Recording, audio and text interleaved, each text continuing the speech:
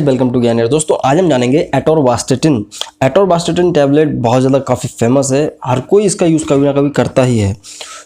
यहाँ पे एटोरवास्टेटिन क्या है, कैसे काम करता है, क्या इसका उपयोग है, क्या इसके साइड इफेक्ट है, ये सब इस वीडियो में आप देखेंगे। देखते रहिए।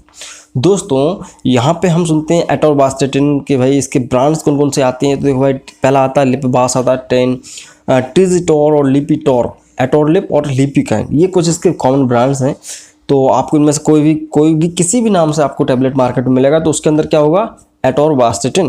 तो ये एटोरवास्टेटिन जो है दोस्तों एक स्टेटिन ग्रुप्स होता है, ठीक है ना। स्टेटिन ग्रुप्स का एक मेडिसिन है या मॉलिक्यूल है। तो ये एक्चुअल में क्या करता है, एक कोलेस्ट्रॉल लोअरिंग ड्रग है। लोग बेसिकली इसको कॉमनली क्या बोलते हैं कि खून को पतला करने वाली दवा है।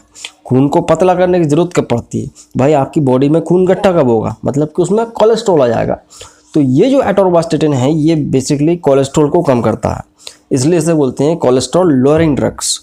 तो वैसे तो ये बहुत तरह तरह की बीमारियों में दिया जाता है और ये काफ़ी लंबे लंबे समय तक लोग खाते हैं इसको।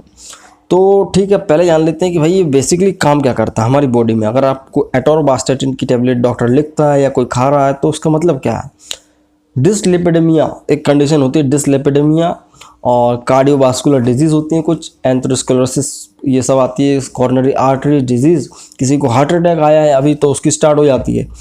साथ में दोस्तों यहाँ पे कुछ हार्ट की दिक्कत होती है जैसे कि एंजाइना वगैरह, तब भी इसको लिखा जा सकता है। तो डिसलिपिडेमिया का मतलब क्या होता है कि भाई आपकी बॉडी के अंदर जो लो डेंसिटी वाले लिपिड्स होते हैं वो बढ़ जाते हैं, तो उस कंडीशन में भी दिया जाता है। तो यहाँ पे दोस्तों जो कोलेस्ट्रॉल कितने तरह का होता है पहले मैंने वीडियो बनाया। हाई डेंसिटी लिपिड्स होते हैं और लो डेंसिटी लिपिड्स। तो ये जो लो डेंसिटी वाला होता है ये बहुत बुरा होता है, हमारे शरीर के लिए अच्छा नहीं होता, नुकसान पहुंचाता है। हाई डेंसिटी वाला अच्छा होता है। तो ये क्या करता है, बेसिकली जो लो डेंसिटी वाला लिपिड होता है, कोलेस्ट्रॉल जैसे बोल सकते हैं आप, ये उसको ख़त्म करता है या बाहर करता है हमारी बॉडी में से।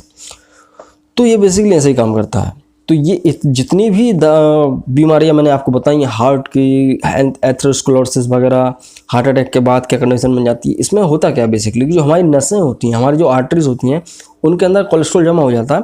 कोलेस्ट्रॉल जब जमा हो जाता है तो भाई वहाँ पे से रास्ता ब्लॉकेज होने लगता है। उस कोलेस्ट्रॉल को ही ख़त्म करने का काम करती है ये एटोरवास्टेटिन। और ये कोई चमत्कार नहीं होता है, इसलिए इसको कई कई दिनों तक दिया जाता है ताकि ब्लड के अंदर से कोलेस्ट्रॉल में से जो LDL है वो बाहर निकल जाए।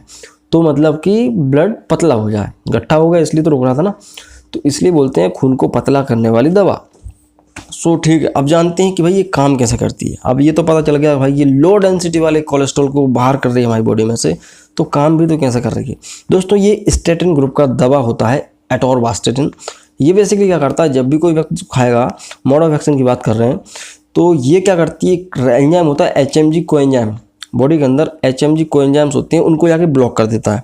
ब्लॉक जैसे ही होता है तो होता क्या है कि उसके ब्लॉक होने से मेवालोनेट्स होते हैं कुछ बॉडी के अंदर, मेवालोनेट्स, तो ये मेवालोनेट्स बनना बंद हो जाते हैं। जैसे ही एंजाइम ब्लॉक होगा तो मेवालोनेट्स नहीं बनेंगे, और मेवालोनेट्स क्या काम करते हैं, हमारी बॉडी में कोलेस्ट्रॉल सिंथेसिस को बढ़ाते हैं। और इसी दौरान क्या होता है कि जब मेवालोनेट्स नहीं बनेंगे तो जो कोलेस्ट्रॉल का सिंथेसिस है लो डेंसिटी वाला वो नहीं हो पाएगा। और यहाँ पे कुछ ऐसे रिसेप्टर्स बन जाते हैं लिवर के ऊपर आकर, लिवर के ऊपर कुछ ऐसे रिसेप्टर्स, LDL रिसेप्टर्स डेवलप हो जाते हैं, जो कि क्या करता है कि जैसे ही हमारी बॉडी में LDL पहुँचा, कोलेस्ट्रॉल का लो डेंसिटी लिपिड्स पहुँचे या होगा, तो वो लिवर पे जाके बाइंड हो जाएंगे।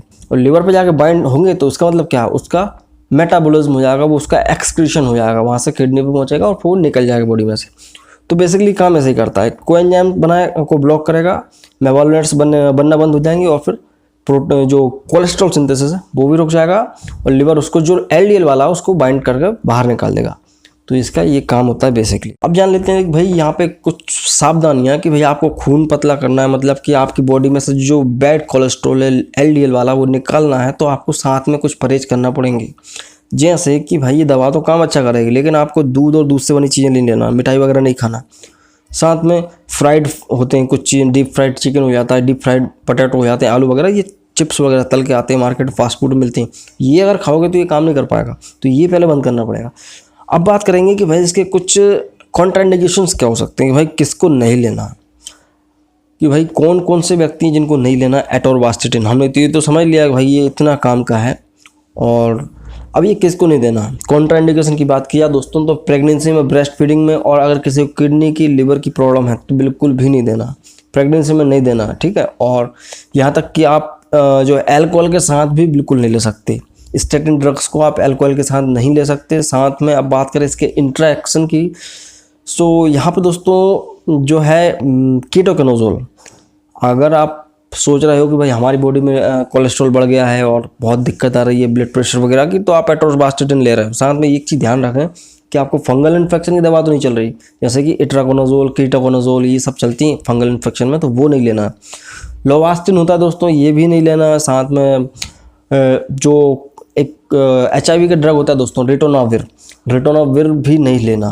तो ये कुछ मॉलिक्यूल्स हैं जिनके साथ ये इंटरेक्ट करेगा तो आपको इसके बैड इफेक्ट देखने को मिलेंगे।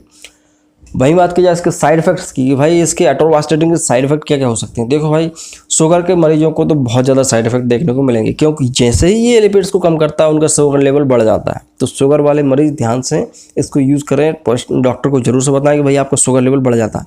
तो शुगर वाले मरीजों का कभी कभी शुगर बढ़ सकता है, मेमोरी लॉस हो सकता है, भूलने की जो है समस्या हो सकती है, चीज़ों को आप रख कर भूल जाएंगे, कन्फ्यूज़न क्रिएट हो सकता है। वो बस यही मसल वीकनेस, हाथ पैरों में थोड़ा बहुत दर्द हो जाता है, क्योंकि भाई ये ड्रग जो है आपके ब्लड पे जाकर काम कर रही है, मतलब होल बॉडी के अंदर वर्क चल रहा है इसका। तो इसलिए थोड़ा बोलना सकते हैं ये सीरियस ड्रग है, आप बोल सकते हैं। तो इसके सीरियस भी साइड इफेक्ट हो सकते हैं। सो अब बात करें कि भाई इसका डोज क्या रहता है। एटोरवास्टेटिन का डोज जो है वो डिपेंड करता है पेशेंट की एज पर, उसके वेट पर, तो और उसकी सीवियरिटी के ऊपर कि भाई उसके बॉडी में LDL HDL कितना है। तो फिर भी हम देखते हैं मोटा मोटा हिसाब स्टैंडर्ड कि भाई 10 और 20 मिलीग्राम इसका जो टैबलेट होता है, इसकी टैबलेट जो है 10 मिलीग्राम, 20 मिलीग्राम, 40 मिलीग्राम, 40 मिलीग्राम और 80 मिलीग्राम तक आता है। इसका मैक्सिमम डोज होता है एक दिन का 80 मिलीग्राम। सो यहाँ पे 10 या 20 मिलीग्राम पेशेंट को OD दिया जाता है। ये लंबे समय तक चलने वाला ड्रग है और इसका जो है हाफ लाइफ बहुत ज़्यादा होता है। तो ये 24 घंटे ही काम करता है, ये समझ लो। इसलिए इसको आपको जो है एक दिन में एक ही बार देना है, और वो भी टाइम पे देना है। आज 10 बजे तो कल भी 10 बजे, टाइम का वो ऊपर नीचे नहीं होना चाहिए, अदरवाइज़ बहुत ज़्यादा दिक्कत आ सकती है। तो इसको एक दिन में एक ही गोली देना है, 10 से 20 मिलीग्राम। कोई व्यक्ति जिसका वजन 50 किलो हो उसको दिया जा सकता है। सो दोस्तों, ये तो था एटोरवास्टेटिन। आई होप कि आपको वीडियो समझ में आया। वो समझ में आया तो लाइक करें, कोई क्योर तो कमेंट करके पूछ सकते हैं, नया हो चैनल को सब्सक्राइब करें। सो मैं मिलता हूँ अगले वीडियो में दोस्तों। जय हिंद, वंदे मातरम।